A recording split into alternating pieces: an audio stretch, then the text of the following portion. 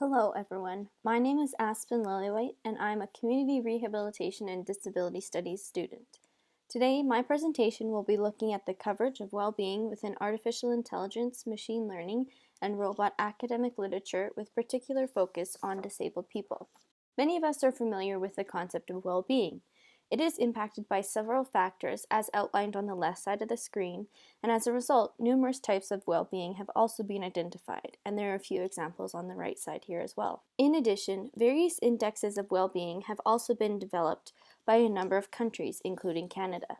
There are a number of social factors that impact well-being, for example, employment and income, and many of these things are also impacted by AI, ML, and robotics.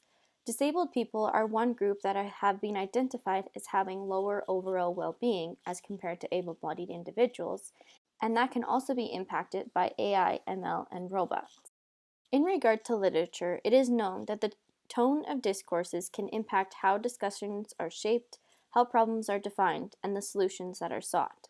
As such, the tone of AI, ML, and robot well-being literature could impact disabled people. Role theory also suggests that the role that one is to have is impacted how the role is portrayed and the role expectations imposed by others. The purpose of our study was to investigate how and to what extent AI, ML, and robot academic literature engages with well-being in relation to disabled people. We employed a scoping review approach using descriptive, quantitative, and qualitative analysis.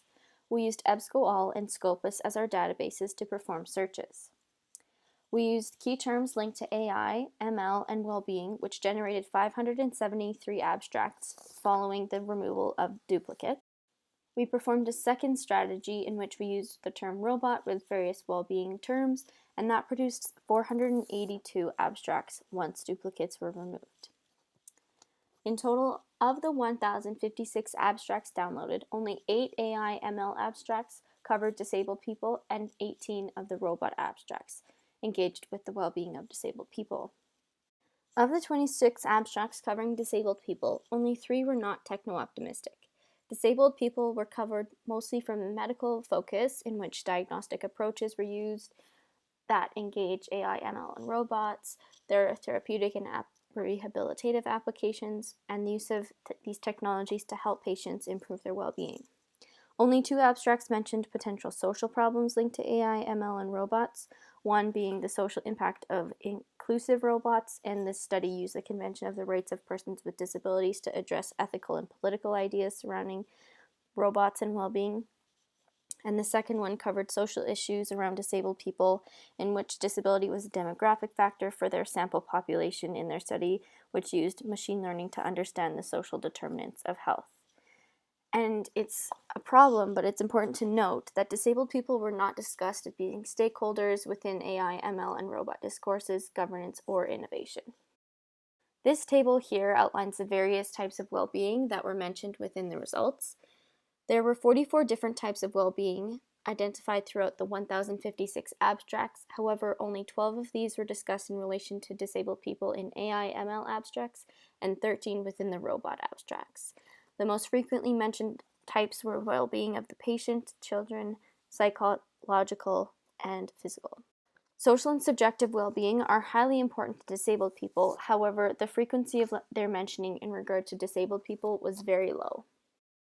In conclusion, there are numerous implications of AI, ML, and robot technologies. For example, robots replacing human beings in the workplace.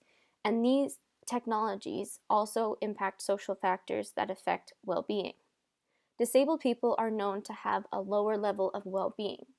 Therefore, the low engagement of an AI, ML, robot literature covering the well-being of disabled people is problematic, and this gap needs to be filled. There is also a need to diversify the tone of coverage, portrayal, and role narrative related to disabled people. We suggest further studies could be conducted in which disabled people are interviewed to ascertain their views of well-being and the impact of AI, ML, and robots. Or individuals involved in AI, ML policy could be interviewed to ascertain why they aren't investigating these topics and what they think the impact of these technologies are on disabled people. Here's a list of the references used, and I would like to acknowledge these organizations. And thank you for listening to my presentation. I hope you enjoyed.